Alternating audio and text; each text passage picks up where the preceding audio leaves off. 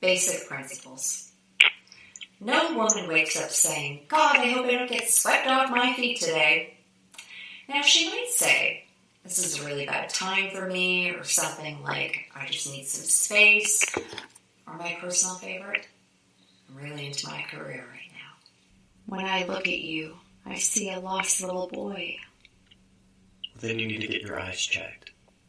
Yeah, so he finally just went home now. Yeah, it was a long night. But he kept asking me over and over, how am I doing? How am I doing? It's like he wanted a report card or something. Why does he attract so many weirdos? So what I like to do is kind of on my iPhone I make notes, but you could really make notes anywhere. And I just kind of keep certain things that are important about that relationship on hand so that if I'm ever put on the spot, I can figure out the answer pretty quickly. Something like the person's middle name, or their birthday, or their parents' names, their kids' names, their neighbors' names, friends' names, dogs' names, shoe size, favorite color, different things that are important that when you're getting to know a person, sometimes they kind of get blurred or forgotten, and you just don't want to be embarrassed that you don't know the answer.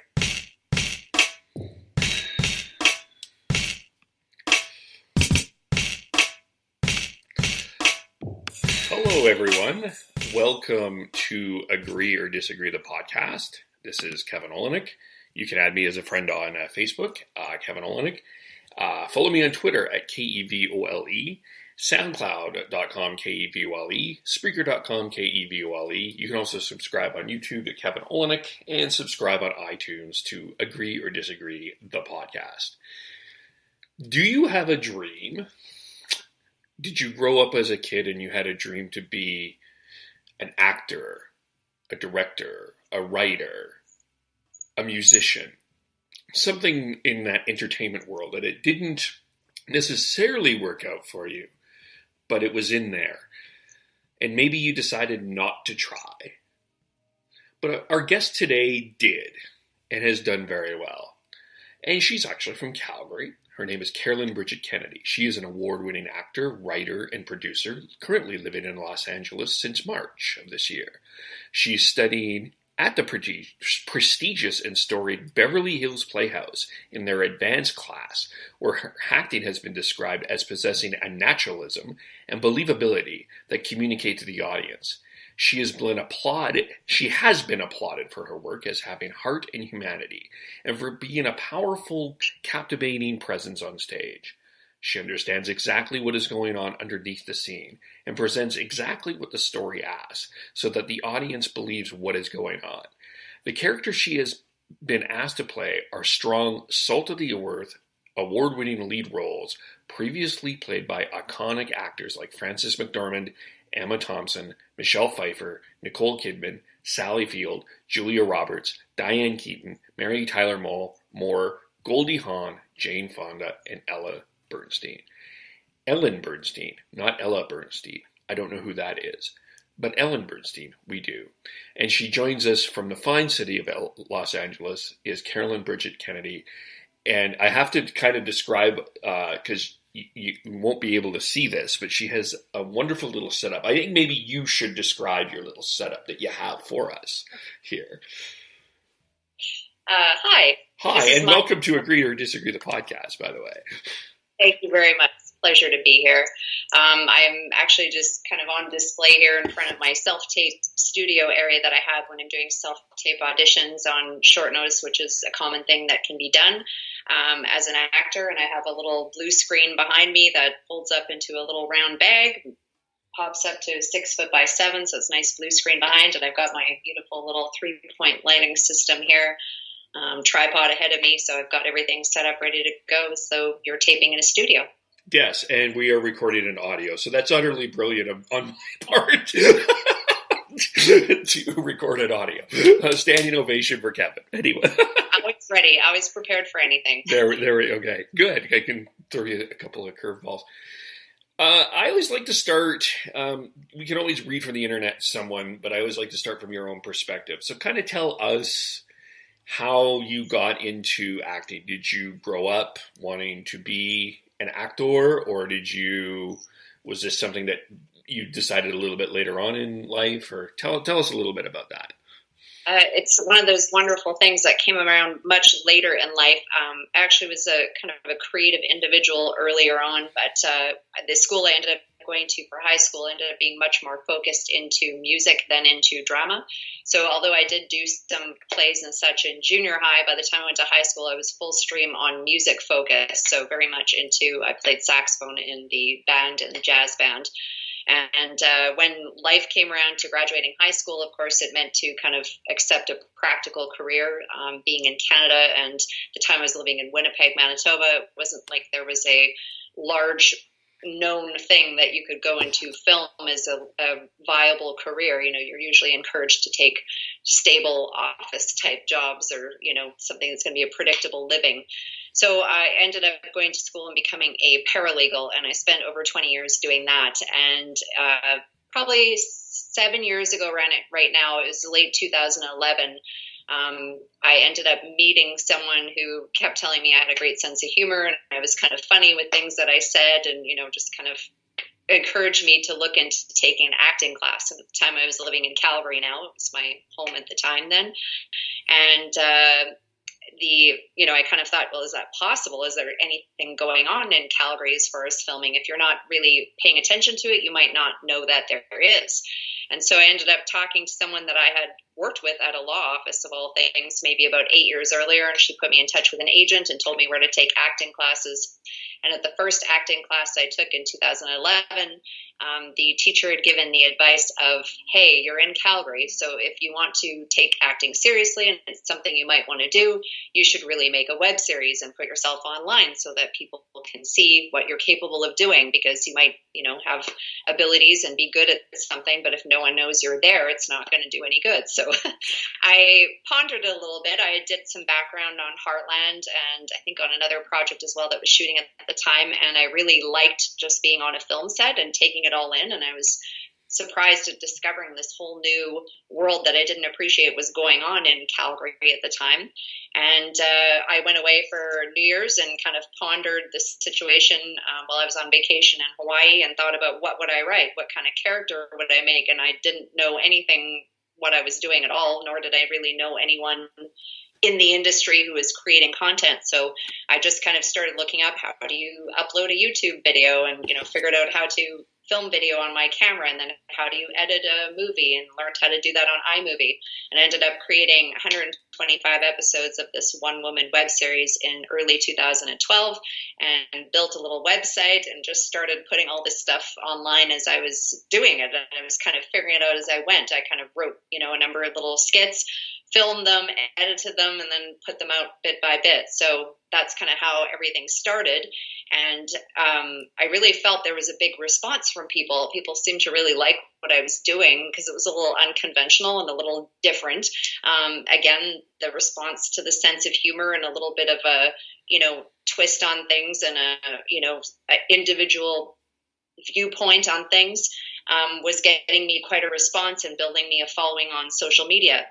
So in 2014, I kind of thought, okay, this is something I really need to look into more. And it really gnawed at me that I wanted to do more of this. So I ended up at that time starting to study acting and writing and producing full time. So I went on to create another web series called Danger Pay, with 6 episodes scripted now, with actors and a crew and that type of thing that went on. And that did fairly well at festivals, and of course response from the public. And I ended up writing, producing, and acting in a short film called Super Speed Dates, which also went on to do fairly well at festivals and such as well. So that's kind of the beginning of everything that ended up leading to me coming to LA. Where did you go to school in Calgary? I trained privately with mentors. So I did take acting classes at Company of Rogues, which is a well-known school there. I did study improv at the Loose Moose Theater. I did the courses that they had available, 2 levels that they offer. And then I trained privately with the mentor, Neil Shell, and worked with him. I still work with him currently. He still coaches me privately. I actually studied for a bit at Company of Rogues as well a number of years ago. Yes. Mm-hmm. So, yes, I'm glad that they're still going around. I think that they've done some really good stuff. Joe Norman Shaw and Christiane Hart have done some really good stuff, and have been a really key cog in Calgary's acting community for sure. And you're right. I think just a side little rabbit hole, there's kind of this myth in Calgary that it's only about the Westerns. And I think there's some really good stuff going on in Calgary right now. We'll get into this a little bit more, but I certainly feel like Calgary is getting a little bit more known for their film industry. Yes. Yeah. Did you ever do theater? I'm just curious.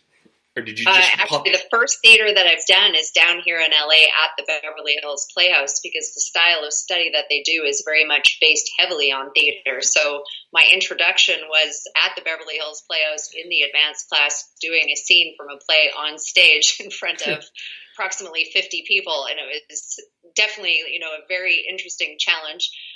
It was something that I don't know, until you actually do it and go through it, it's hard to describe to someone else, but I went through every emotion under the sun. And then after being up on the stage a number of times now, of course, you get over the nerves of things and you just get into the character, and before you know it, the scene is done. So What do you prefer, a theater, film, or does it matter?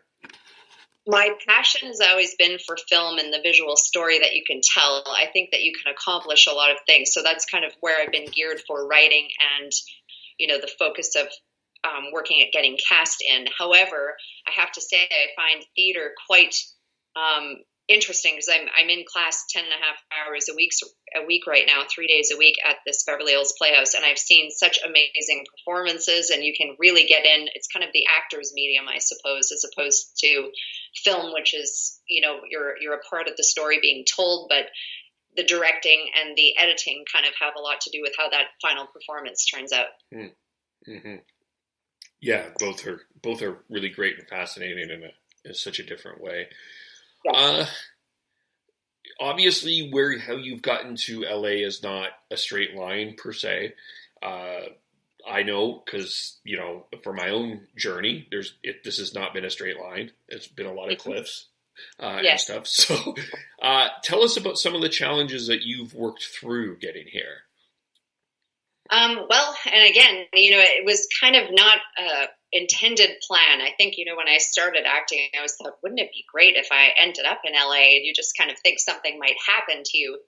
But it's really a lot of, especially being Canadian, having, Canadian citizenship, it's a lot of work involved and a lot of planning and a lot of organized steps to get to where you want to go. So I think the biggest thing was, when I kind of was thinking along the lines of an end goal of it would be nice to be able to work in the United States. This wasn't about ultimately living in LA, but just being able to work here. And it was just inquiring and figuring out, what are the requirements to get this elusive O1 visa? What does that look like? What's needed to do that? And I kind of kept that in the back of my mind once I learned what things they were looking for. And I just slowly worked at chipping away at those things. But the process of actually getting qualified for the visa happened quite by accident and organically. When we shot Danger Pay, I think it was the final 4 episodes, and the short film Super Speed Dates, that all happened within 3 days in early May 2016. And there was something really different and magical that was going on all 3 days of filming on those 2 projects. I don't really know what was happening, but it seemed like the crew was amazing, fantastic. The cast were giving the best performances they could. The energy was so positive on everything that was going on. It just yielded these little gems of episodes and a film that I ended up with that I didn't even expect to get in the vision of writing it. I kind of was doing it as like a student project to work on and be a learning project, but there ended up being so many wonderful things that turned out through this project. I decided I wanted to promote it and work with it as much as I could to help, make sure I could do as much with the project that I could to help everybody involved who gave their time and effort and creative talents to make this happen. So it kind of happened unusually that I decided after they were filmed, I'd put them in film festivals and see how things would go. And the response, to these projects was quite unexpected. I think it was 34 film festival laurels between the 2 projects, and a couple of wins for acting and best cast, and for Brent the lead actor, myself as lead actor in the web series, and the short film won best original story in Los Angeles. So these unexpected awards that kind of came backwards from a project that was a learning project ended up being sufficient to kind of build up enough qualifications to earn and merit having a visa. And then when the visa opened up doors, which I didn't anticipate, I had never been to LA before until May last year. So when the door opened in August, my visa had gone through 4 months later. It kind of just became apparent to me, okay, now I have this visa and the door is open. What do I do with this? And I mean, those are opportunities we all face. Do you open that door and do you go down that road to see what's going to happen because you'd rather know than not know? So that's where I think things came to ultimately is now that I have this visa and the opportunity is open, do I choose to stay in Calgary and not pursue it? Or do I go for it and just say, you know what, this is an open door now. That is a big opportunity that I need to pursue to see what can happen. Who helped you with, here I am. Here I am, live in LA. Yes. Who helped you with this decision along the way? Who's been kind of the people behind supporting you getting here? Yeah, I would definitely say, like as I mentioned, I've been working very closely with Neil Shell. He's been my mentor since 2014 when I started taking acting lessons with him, and he mentored me through creating my projects. He directed Danger Pay and directed Super Speed Dates. So there's been a lot of ongoing feedback and support from him, and of course, pondering things. Do I go to LA? And if I go to LA, do I go for a month, or do I go for 2 months or something and then come back, or do I stay 6 months, or do I stay permanently? It was all those questions. And of course, my husband, he and I talk about things all the time, and it's always an ongoing joint decision. But I think, at the end of the day, we both come up with the same answer of, do we want to be 85 and wonder, hey, what would have happened if you went to LA? So I think that's been the biggest, gut instinct and things. And of course, I've got a 84-year-old mom who's extremely supportive, and she's absolutely tickled that I'm doing what I'm doing. So I'd say that's my crew behind me doing things that I'm doing. And of course, I'm building up mentorships here in LA as well with the people that I'm training with. Just as a quick observation, when you said the word paralegal and when you talk about acting, like the energy from what you're talking about is completely different. It's just, it's quite fascinating. Just like, wow. Yeah. It's, which is great to hear someone love what they do. And, I think that's, I think a lot of people struggle with taking that step of, what, I really want to do this. Like, I don't want to look back in 85 and live in this life of regret and live like just a sad, normal, boring life and just try something. If someone is sitting in the middle of that right now and listening to that, what would you say to them if they're trying to make this decision of like, I want to take a risk? Yeah, I know exactly what I'd say, because when I go back to the very point of it, I know the very moment when I decided to make that web series and put it online and, kind of create something creative where you could be receiving people who either like it or don't like it or who don't care for it one way or the other. At that point, you're kind of asserting, I'm going to be creative and express what I think, no matter what other people will think. That's probably one freeing part of it. But the biggest thing I think is just to start taking little small steps in the direction you want to go, which eventually build up to bigger steps, which eventually lead to a longer spot. If I would have thought 7 years ago, there's no way I'd expect to be where I am today. But I think it's all the little steps of, okay, maybe this isn't happening organically and it's not just falling in my lap. So it's up to me. There's a saying that I go with all the time. If it's meant to be, it's up to me. So my career in acting or writing or filmmaking, anything that I want to accomplish creatively, it isn't up to other people to make that happen for me. I need to do all the things that I can to become, this creative force, this creative energy, this, collaborator. And when I have these things to offer, then I'm able to have something to offer to connect with other creatives and build something creative together. So I think, the big thing is think about how you can train yourself and take a step in the direction you want to go, start taking the little steps and look at the progress over long term, from a year ago, as opposed to progress from a week ago, because the road is a bumpy one. Mm-hmm. Yes, it can be. Yeah. The process, what is your creative process? Like with acting, writing, Like, how has that developed over time? Okay, so I think they're different in many different ways. Okay, so depending on what it is I'm doing, if it comes to writing, sometimes it's, coming up with the character where there's something that interests me and starting with that, or it's coming up with an idea, something that amuses me, or something that I think of where I'm thinking, well, this is kind of, an interesting thing that maybe nobody's connected two things together before, or no one's looked at quite the same way before. So, starting with that usually is the way I would go into writing. And what amuses me, I tend to write comedy in the past, so that's where I would go with that creative edge. When it comes to acting, it's much more finding a way to connect to the character, but connecting to the character through the text of what they're saying. The text is all on the page, and that's really all you have. So if you take the words off the page and let them affect you however they affect you, I find often I can connect with who the character is and get to where I want to go. Obviously, there's more complexities to that, thinking about, the situation, how intense is the situation, what's going on, what's at stake in the situation, where are you at the beginning of the scene and where does the scene go? What's your moment before this has happened and how do you leave the scene? There's all those things to consider, which are a little more technical, but I think the basic thing creatively is to connect with the words the writer has given the character and help discover your tie to that character. My interpretation of a character is going to be different in the outcome if I work with it alone than another actor. So that would be, I guess, in that aspect of things. Producing, I think, is a little less creative in the aspect of things. So I don't know that I could tie fully creative things, except I would say that being a producer of lower budget content tends to make you very creative to find solutions to making a script that you can achieve and shoot, on the budget you've got. So finding creative solutions. Super Speed Dates, we needed an upscale lounge, and to rent a lounge just ended up being a lot of money. So we ended up decorating the entire basement to look like a lounge. So if you've seen the film or plan on seeing the film, that is actually my entire basement made to look like this upscale lounge.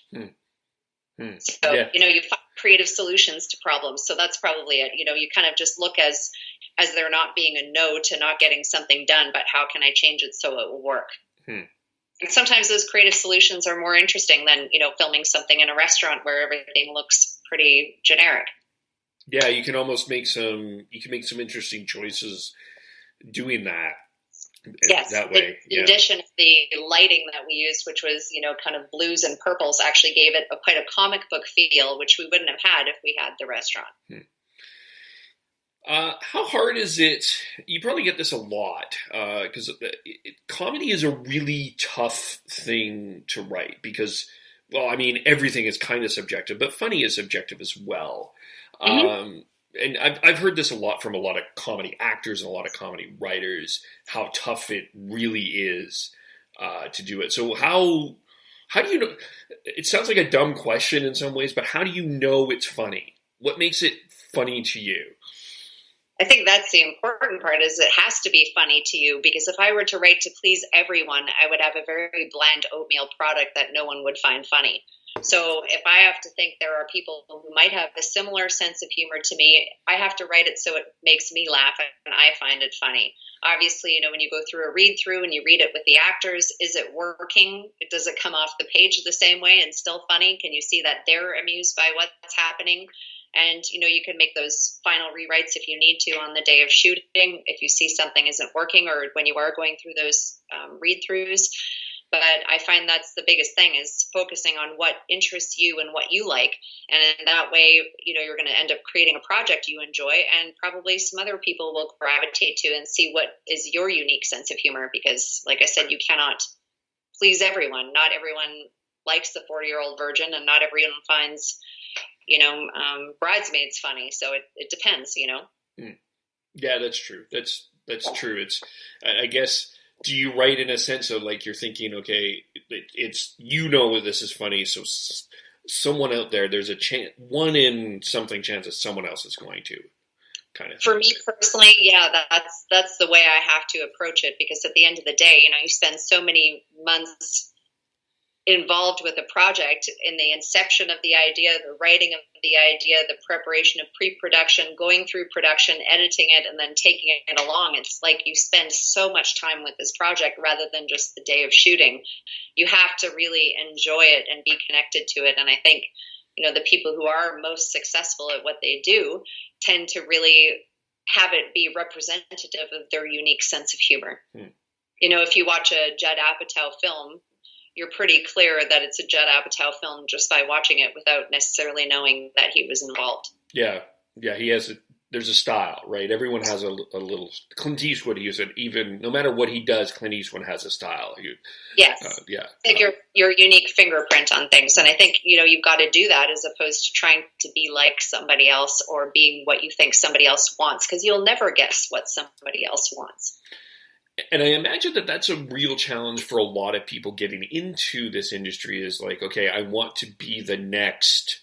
Judd Apatow, Clint Eastwood, Robert Downey Jr. or whatever, and not realize that what has gotten you here or what will get you is you yourself, right? Yeah. Yes. You is all Scott, so that's what you've got to, hone and make your own and discover who you are and what you bring that's unique to everything, because you'll never be anybody else. We all know that. So why not just be the best version of you? Yes. Be yourself. There's no one else like you, and it will work. How do you personally deal with the criticism that often comes with this industry? If someone's like, I don't like your work. Well, there's a line I heard recently at the Beverly Hills Playhouse, and I thought it was quite wonderful. Apparently, Milton Katsalis, the founder of the Playhouse, said that the critics are the people who come from the mountaintop and kill the wounded. So I think, there's always going to be critics, and in the word critic, that's also a part of the root word criticize. That's their job, is to criticize. So they come after and give their opinion and their interpretation of what they think. And of course, there's always going to be people who like or dislike something, and it might be affected on how your day was, whether you liked something or not, what mood you were in when you watched it, or what you watched right before it. Like all those things affect how you view something. Or, if someone gives me a rave review on something and tells me it was excellent and I watch it, I'm like, I don't know. I didn't think it was that great. But if I'm expecting something to be mediocre, sometimes I watch it and I think, well, that was actually really good. So there's so many things that influence things. I think you have to just create something, make something, know you did the best at the time. You're not aiming for perfect. You're aiming for finished, and you're not aiming to move on to the next project. It's the same thing that you'd apply to auditioning. You do as good as you can at the moment. Whatever you did at the moment was the best you can do. And once it's finished, you got to let it go and let it go on. If you're going to spend your time listening to everything the critics are saying, you certainly aren't going to necessarily be in a position to look in the other direction of creating something new and moving on. Having said that, I think constructive criticism is something else that, can be listened to. When someone has something valid they need to say, and they're coming from a position where they're going to help you, or it's something intended to help you, you can certainly listen and take that into improving the next project, but the past project's finished. So it's just over here. We got to move on and go on to the next one. Right. I kind of have to admit I struggle a little bit with that, because I'm always like kicking myself like, oh, I wish if I would have done that a little bit better, that would have been better. Yeah. And you can think that, but when I look back at my projects, I could easily say the same thing. However, I'm saying they got finished. They ended up becoming whatever they became, and they were learning lessons in many ways about the things I did right and about the things I would do differently. So that's kind of the key in it, not to view anything as being a failure or being inadequate, but what did I learn out of that outcome that's going to make the next project better? The expression I think I've heard is looking for the keys to success in the ashes of failure. So there's lots of stuff I'm going to be writing down here. Keys to success, the ashes of failure. That's a good one. Yes. Tell us I think Bert Rodriguez has credit for that one, but you can say it was me. It was his book where he said that, and I thought it was brilliant. That is quite brilliant. I'll give credit to you. And him at the same time. Sure. That's fair. Yeah. That's the ethical way. Robert Rodriguez. Yes. Sure. Yeah. Tell us about auditioning. It's, when I've done it, when I was doing that a little bit in Vancouver, it was quite harrowing.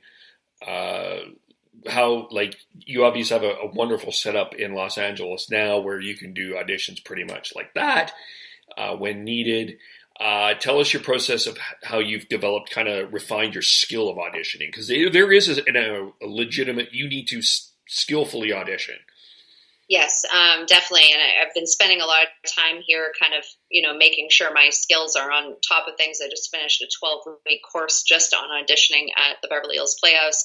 I'm actually going to be studying with Jenna Fisher and Bob Odenkirk's acting coach in I think about 2 weeks' time for 6 weeks about auditioning as well. Just because there is such an art and a science to it. You have to kind of find what is the one moment in the scene where there's something interesting that's happening that you can create with that? And how can you show a piece of you together with the character? What can you bring to the audition that no one else is going to bring? It's obviously like a completely inorganic, awkward experience. You have bright lights in your face. You have a camera. You're talking to an actor who isn't there, usually a reader. Maybe they're engaged. Maybe they're not engaged. You're limited to a certain space on the floor where you can move, so you can't be as free with what you're doing, and there's nothing around you really that you usually are using, except if you have a handbag or a pen or your script in your hand, maybe a phone. So you kind of have to be very creative with that, but just focus on doing the best job you can do in the moment and bringing the essence of yourself to that audition. I think practice is the biggest thing that I would say is helpful. The more I've been doing it, the less foreign that it feels. And the less foreign something feels, the more it feels routine. If you're practicing scales on a daily basis and someone asks you to play a, concert piano song tomorrow, you're probably not going to be as stressed out as if you haven't been touching the piano for 2 months. So it's kind of important to continue regularly working new material, taking it off the page, learning it, getting familiar with being comfortable with saying lines on relatively short notice, because quite often I've gotten an audition at 10 in the morning where they're like, we want the tape by 3 o'clock. Or, you have to be somewhere at 4 o'clock and it's noon and now you've got 3 pages of a script to learn and you have to drive in LA traffic to get there. So I think the biggest thing is probably the pace of things has also helped me learn that each audition is a little less important than when you have one audition every few months. The more often you do them, the less time you have to dwell and focus on each one. And I think the most important thing with auditions is obviously to let it go after you do the audition. The same thing. You've given your interpretation as a starting point of the character. You've put out an idea. You need to show your directable if you're in an audition in person. And once if you've taped the audition, obviously they can't redirect you at the time, but they may bring you in for a callback. Once you send that audition out, though, again, there's nothing you can do. It's gone. You don't know what the producers are looking for. You don't know if you don't resemble the children that they cast to be your kids in the show. You don't know if you look too much like someone else that they've already cast in the project. You don't know if you're, 5'8.5" and the male actor is 5'2". So you don't know the reasons why you're not going to get cast. It certainly isn't best actor that always gets the job. It could be any multitude of factors. So don't let yourself go crazy after the audition is done. Do the best you can, prepare, trust that you're prepared in the moment. Just be confident in what you're doing and make a choice, make a decision, be a professional about it, and thank the people and leave and go on.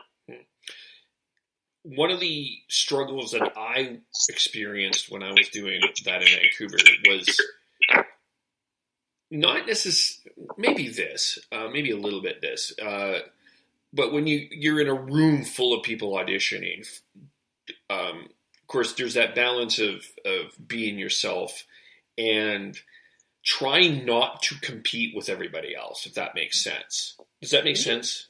How do you... It does, but again, I think, putting yourself in a mindset to trying to compete with somebody else takes you out of the mindset of just trying to be the best you can be.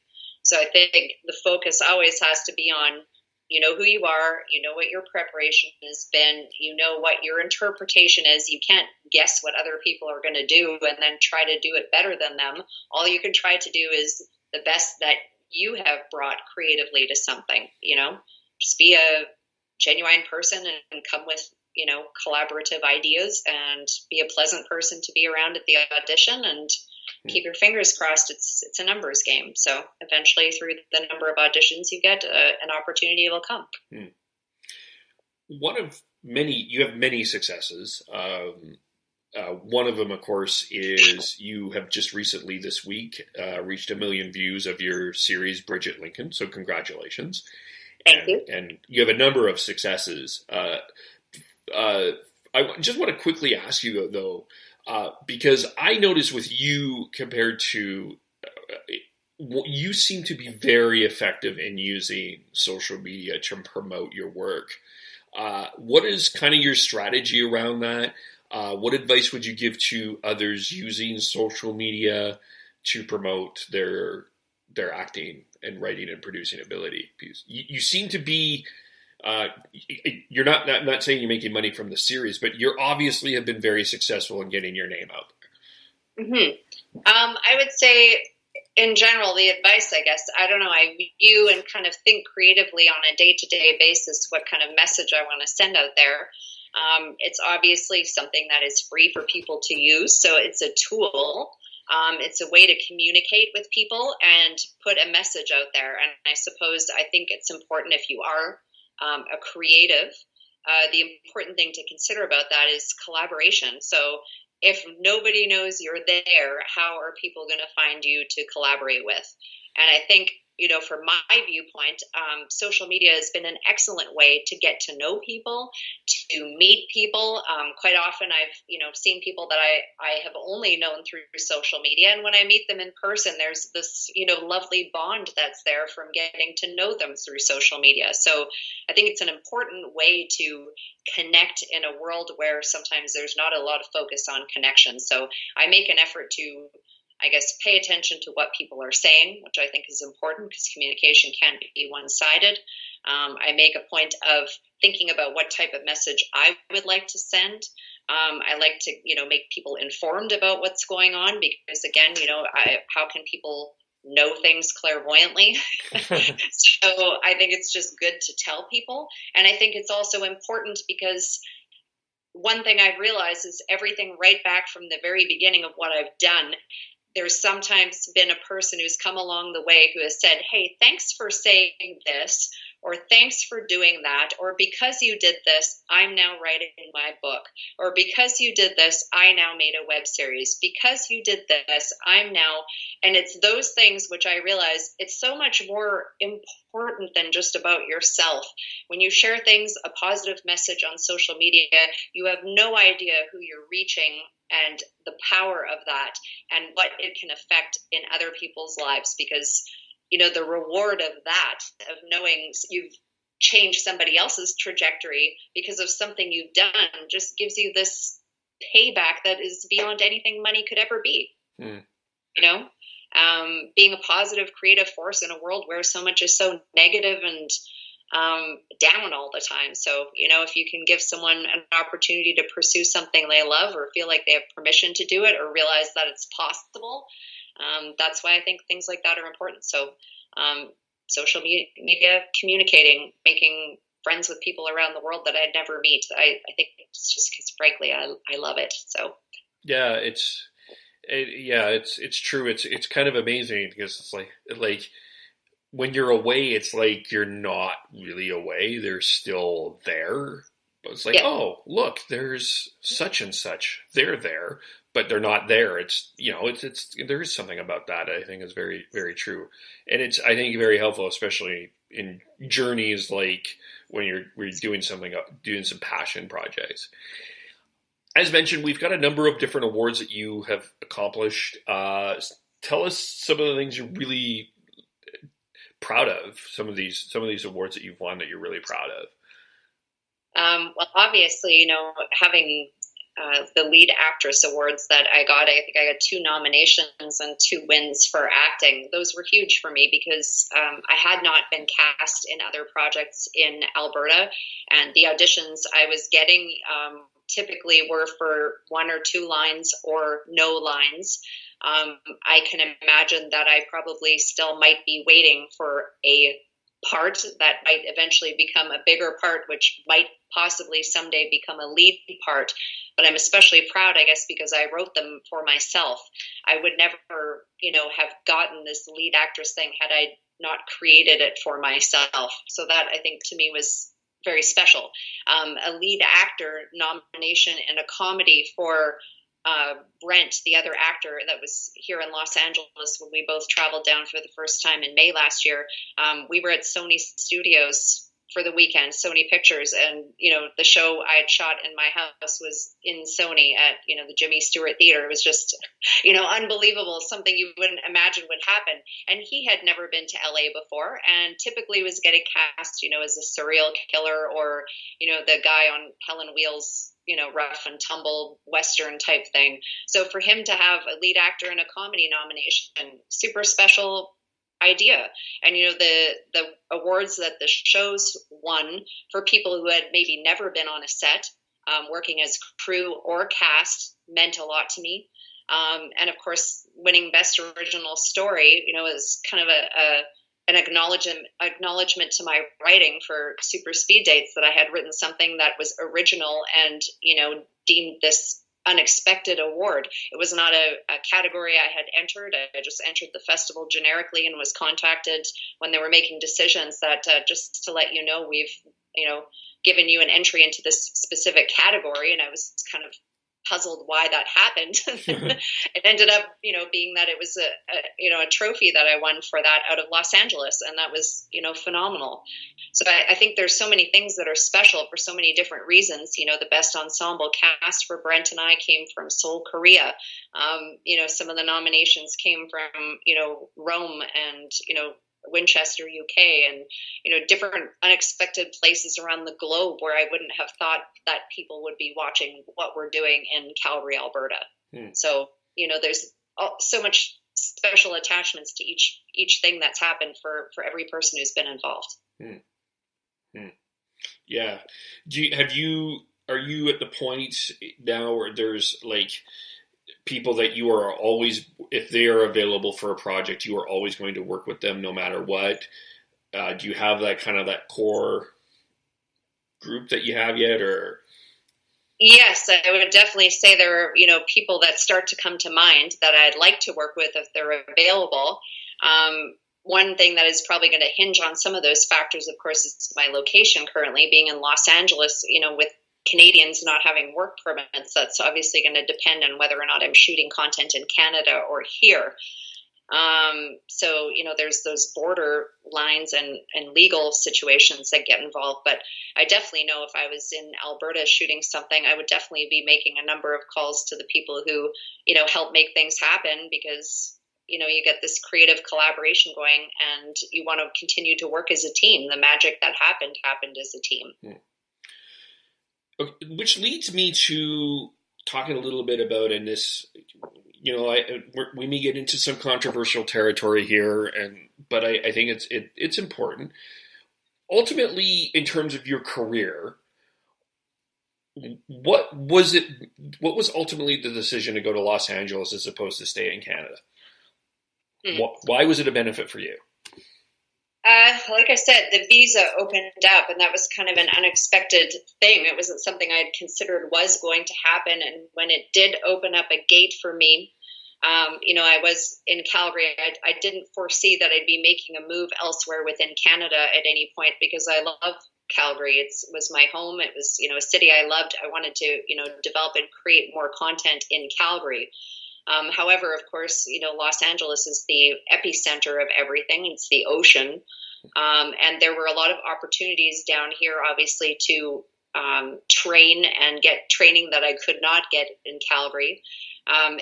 If it was a decision to go anywhere, because the visa opened this unique opportunity, if I'm upheaving my life in one capacity or another, rather than going lateral to Toronto or lateral to Vancouver and staying north of the border.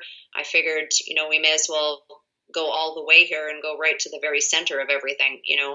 Projects tend to be cast in Calgary out of Vancouver and Toronto. And when you go to Vancouver and Toronto, then the projects tend to get cast out of LA.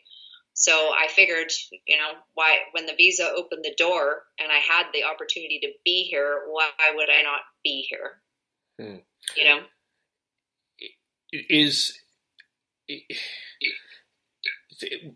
There's also what is sounding like, though, there seems to be a lack of opportunity for Canadian content to blossom. Is that fair to say? Yeah, I would love to see more Canadian shows get made.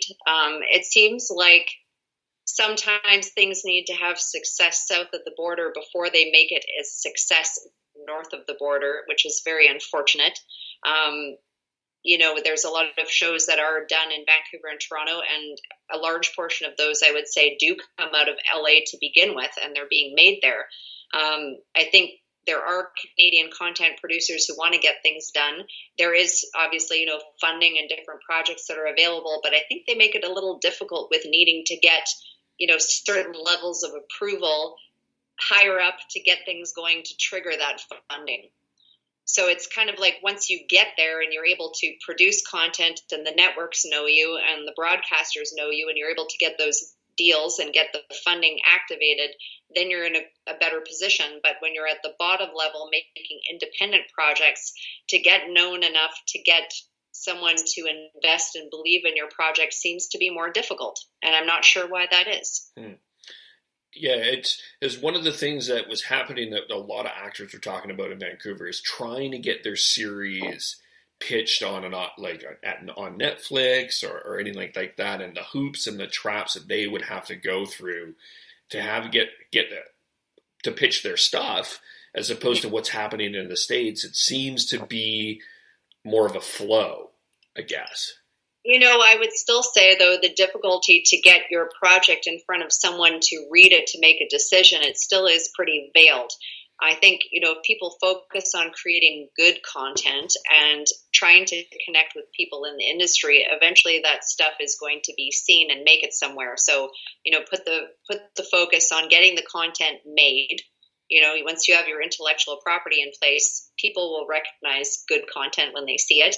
And hopefully you'll be able to get it under someone's nose who will be able to get it under someone else's nose who will be able to get it made.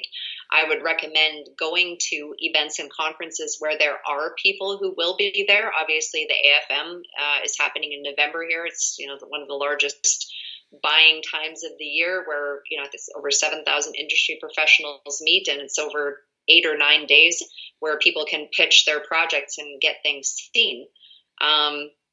Proofs of concept also really helpful. From what I've heard, when people are able to film something that shows a bit of an idea of what they have together with the script, sometimes that can be helpful as well, because, if you read a script, I might have something different in my imagination than you have when you read the same script.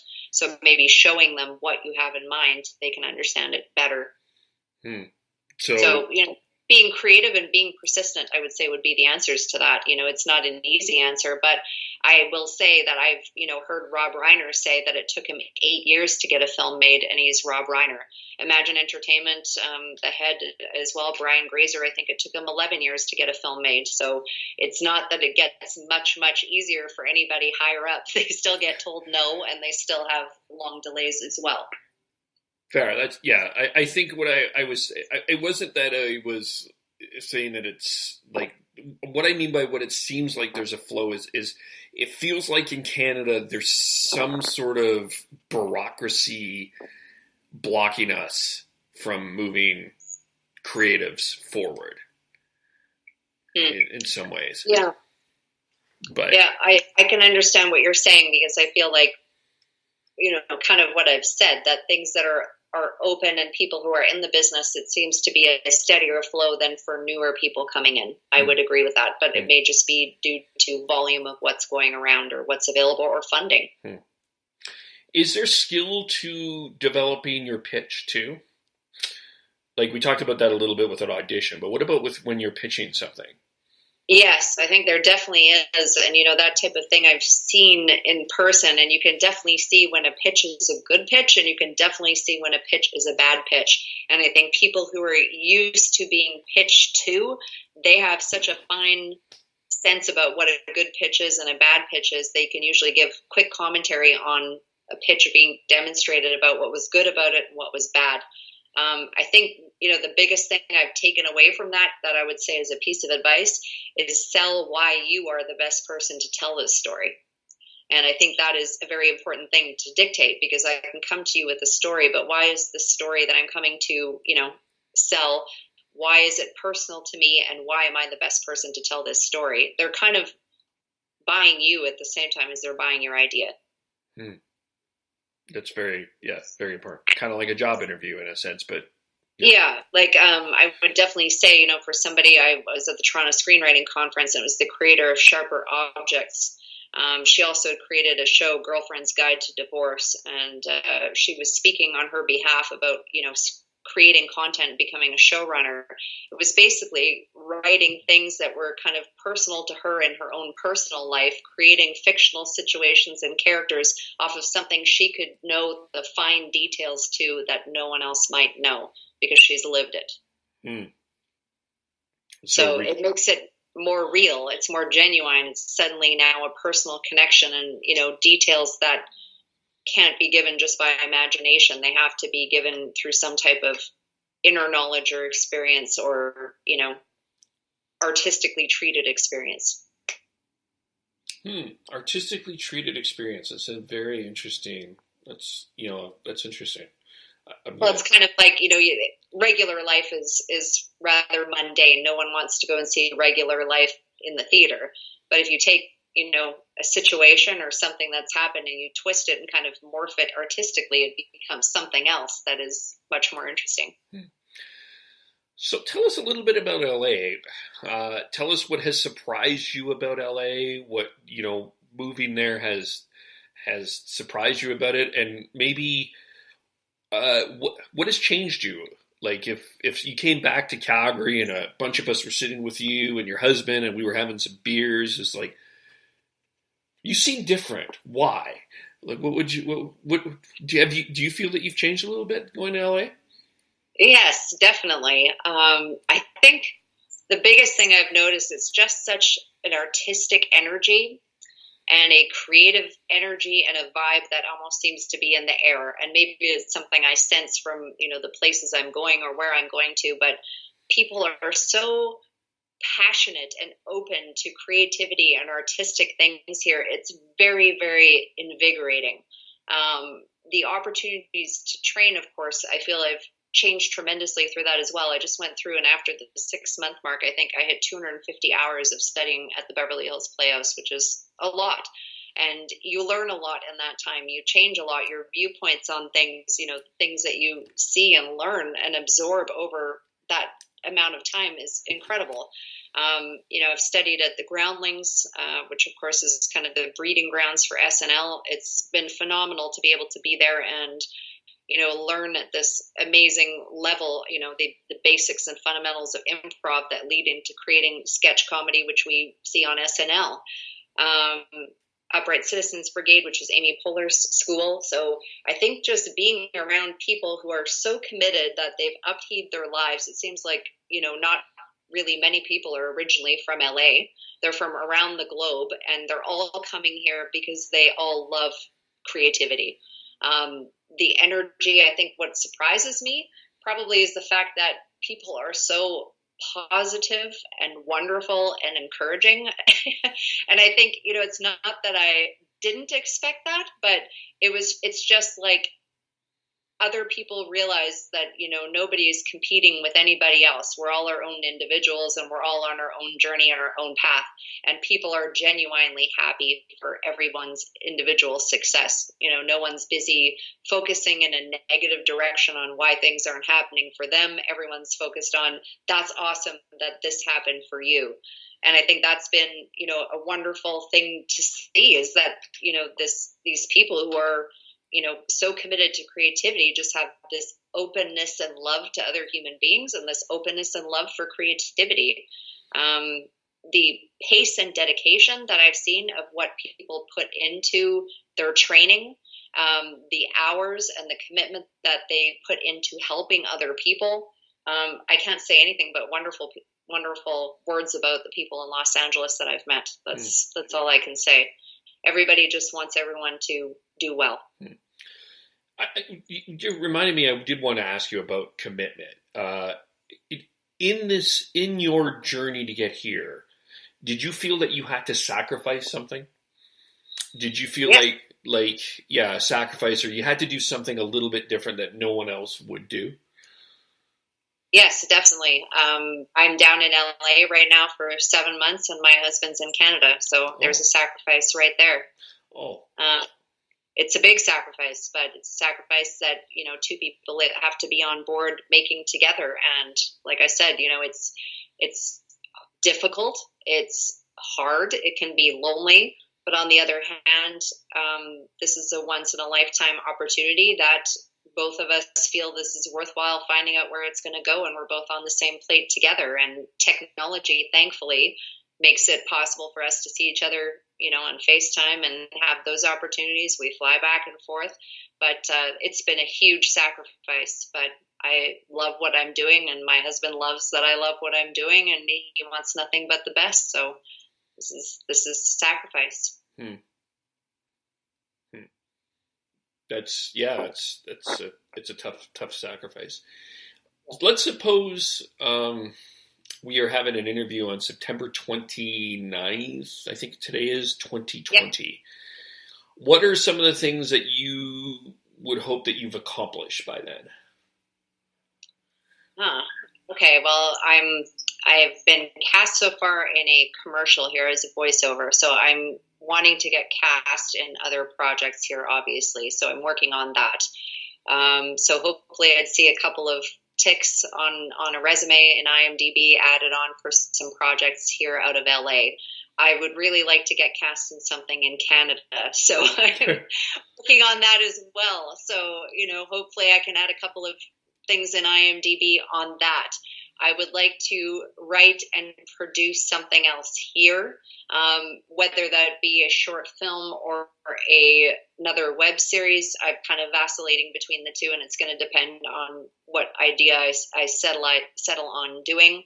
I want to finish writing a feature that I'm working on, and I'd love to maybe see that, get underway. So, and, the opportunity to maybe still be here in 2020 would be grand. So. Oh, you're going to be there in 2020. There's no question. Like, you're going to be a star. I don't have a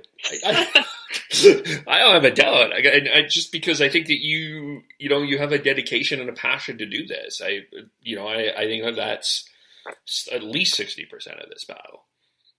Thank you. I just need to listen to you more often. I'm everywhere. Well, I gotta listen to myself more often too. I gotta do True, yes. But continue working along the way. I mean, that's all you ever have control over, right? Is the things that you do on your end, and however they're received or whatever becomes of them, you have no control over the outcome. Yeah, it's true. It's just you put it out there. Yes. Yeah. Is there anything else we should talk about before we? Did you have anything else on your agenda that you wanted to discuss? Let's see. We talked about auditioning. We could get into a little bit of the. I don't think we talked a lot about a couple other things. I think we talked a little bit about the skill part, but like when people say, and you say your work has heart and humanity, and for being a powerful, captivating presence on stage. How does that develop? Yeah, that's interesting because, I came to LA obviously as a comedic actor without a lot of dramatic training. I'd done smaller pieces, but, the scenes that I've had to do at Beverly Hills Playhouse are quite, different from anything you've seen online, different from anything you'd probably be aware of unless you've seen some pictures I posted just of stills of the scene. One of them was an Emma Thompson character from the play Wit, and I was a stage 4 ovarian cancer patient on the day before dying. So it was kind of the final scene, and it was, a difficult scene to pull off, but done well with stage makeup and an intravenous bag and a hospital bed, everything full out, the doctor with doctor uniform. I think the big emphasis is making the audience care for you and making the audience believe that you're a real person.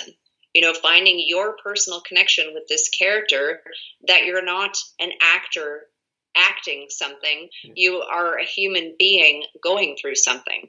So I think, the training and the specific style of training, which, I kind of began training, like, as I mentioned, with my mentor, seems to be very much in line with the philosophies of the Beverly Hills Playhouse. So, it's delivering these characters that people have to care about. If they don't care about you or the outcome, they're not going to be involved in the scene. So, those things you were saying are specific feedback I've had in critiques from the owner of the school. So it's, you need to find a connection and connect, and not just be an actor acting, not thinking about how would I act if I was being an actor playing this part. You have to put yourself in the shoes of this human being and the life they've wandered in, this character, and see how they would really react in that situation, how they'd really feel. An example would be an actor takes a script, and in the script it says, you've won, oh, congratulations, you won the lottery. Well, how would an actor, maybe if they're being an actor,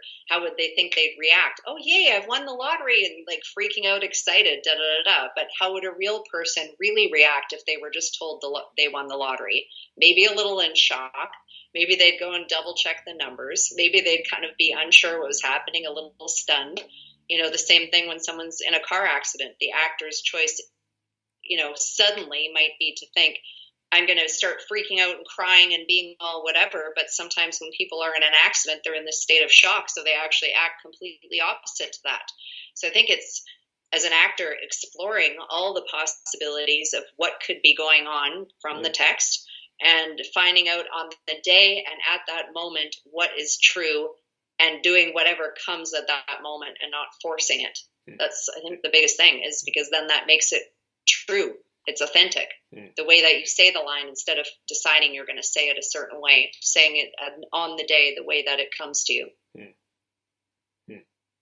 That's, and having behavior, not being a talking head on the stage. People don't sit and have a conversation and stare directly at each other for the entire conversation. They might be opening a bottle of water and sipping it, and maybe looking a little off to the side while they're talking, or maybe they're, unpacking a suitcase while they're talking. They're not always just talking heads. So, it's getting out of a lot of things that you think are locking you up, and being free and being real. So it's adding a lot of you in that role. Yes. Yeah. What is your opinion? I'm just going to, because there's been so much controversy about, there's a lot of conversation around it. The method acting, the pros and the cons of that. I personally have never tried method acting, and it's quite interesting because this actually came up the other day in my class that I had at the Beverly Hills Playhouse.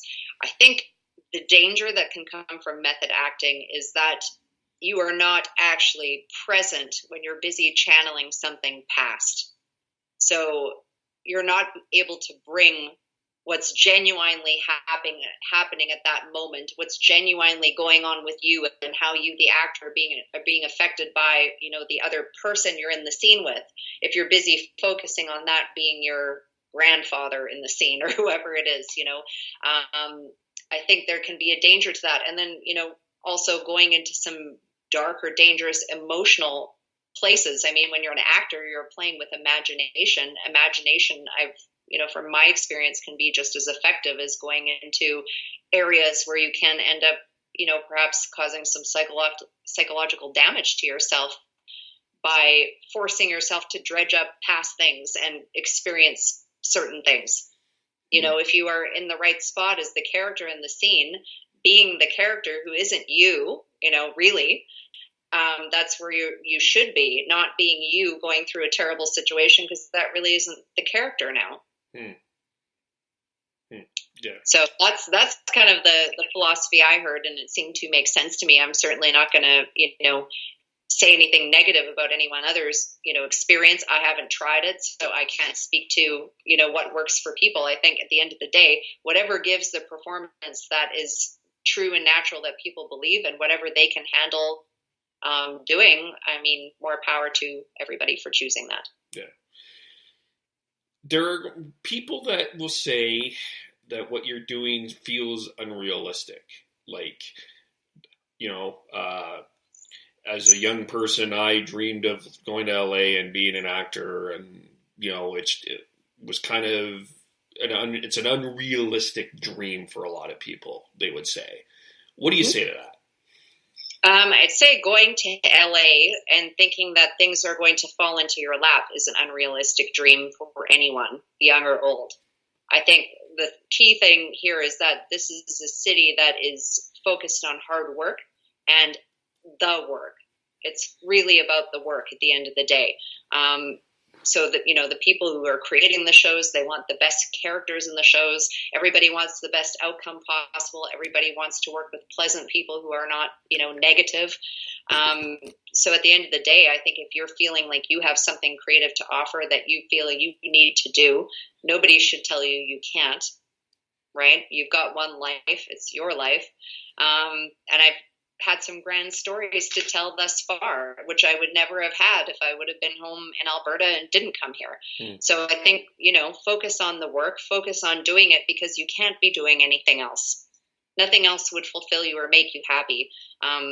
Back to speaking about the paralegal job, at that time, I'd wake up in the morning, I'd go to work because I had to be at work. I'd leave at the end of the day, computer would turn off, and then life began outside of work.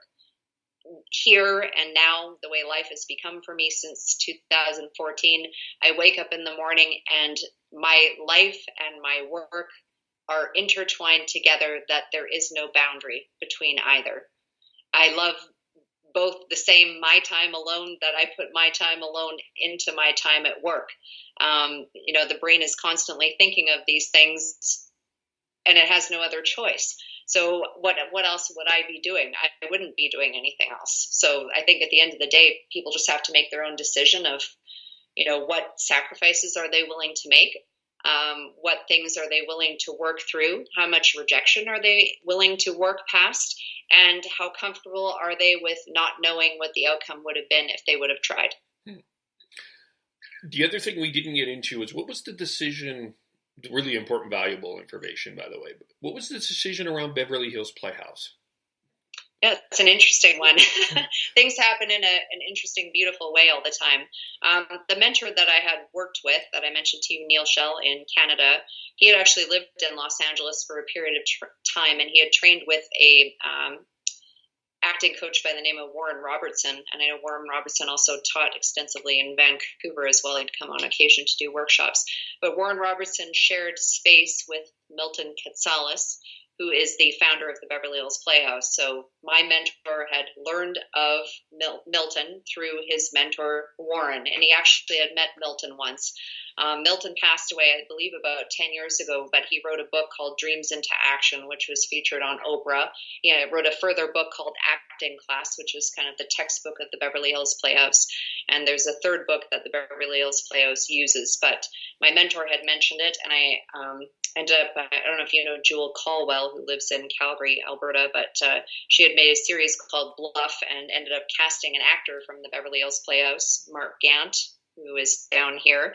And when I was talking with my mentor about moving here, he suggested I check out the Beverly Hills Playhouse. And of course, I'd read Milton's book, Dreams into Action, and, thought I'd go and, audit a class or see a play and check it out. And when I went down there, I immediately felt like I kind of found my family. And it is such a historic place, seen interviews online, Jorge Garcia, George Clooney, Michelle Pfeiffer, Doris Roberts, the list goes on about people who have come through the Beverly Hills Playhouse, but they seem to have learned this beautiful ethic. And I think I love what the Beverly Hills Playhouse stands for. They believe acting and the business of acting is learning to become a directable actor, that you learn to direct yourself in the scenes and understand what the scenes are about and what the scene needs. So you're learning to direct yourself as an actor. The other thing is it's, three components. Acting is the craft of it, a third of the work of an actor. Another third is the attitude, having a positive attitude about the work, a positive attitude about the effort you need to do, a positive attitude about your fellow actors, positive attitude about the projects you're working on, not speaking negatively about others, not bringing down the director of the project. You're just a positive force. Creativity needs positivity. Negativity shuts everything down. And the other third is administration, which is, of course, you can be the best actor in the world, and if no one knows about you, you're not going to go anywhere. So it seemed to fit in line exactly with what I believed, and they welcomed me into the advanced class, and it's amazing to me. I was in class today, and my teacher is Howard Deutsch. He's the director of Pretty in Pink and The Great Outdoors. He directs True Blood, Young Sheldon, Big Bang Theory. There's a long list of credits he has, and I'm learning from him every Saturday. It's phenomenal. Harry Hamlin was in my class from LA Law. I don't know if you remember watching that show, but he's in my class on Saturdays. Gene Reynolds, the creator of MASH and creator of Rhoda, I see every Saturday. So, it's just these tremendous forces of creative people that are around, and it's just, it's an opportunity to learn from the greatest. What's not to love? Exactly. It's like the best of desserts and all the foods, really. Yes. Yeah. People will remember Harry Hamlin from Veronica Mars, but some may not remember him from LA Law. You're right. Yes. Yeah. So tell us kind of what's on the go now. It sounds like you've got a lot, but tell us a little bit what's coming up for you. Where can we find you? Things like that. Sure. Coming up wise, I'm working on writing, so there will be something coming. I don't know when, and I can't tell you when yet because I'm figuring out all the ins and outs of producing in LA before I get going with anything here, but I'm working on that bit by bit as we go along. As far as other projects, if I do get cast in anything, I'll be posting those things on social media.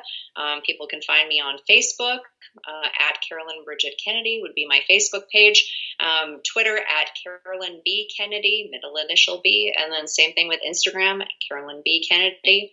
They can also find me on IMDb, and I'll keep things up to date with what I'm doing. I have a website, www.carolynbridgetkennedy.com. And as I said, I'm big on communication. I'll communicate and let people know what's going on and where I'm at and what I'm working on.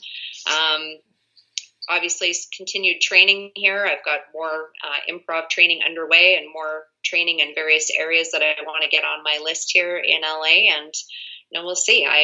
Who knows what's next. Well, I think it's only going to be the best. So that's just from where I'm coming from. I think there's a lot of real talent, passion, and character and ethic that I think I felt comes out, and I really appreciate you coming on. Thank you, Kevin. That's lovely. Thank you very much for having me. I really appreciate that. No problem. Of course, you can follow me on Facebook, Kevin Olenek, Like, Agree, or Disagree the Podcast, Twitter, KEVOLE, Spreaker, and SoundCloud, KEVOLE, YouTube, Kevin Olenek, and subscribe on Agree or Disagree the Podcast on iTunes as well. Thank you all for listening. Thank you, Carolyn, for coming on, and we will talk to you all very soon. Bye for now.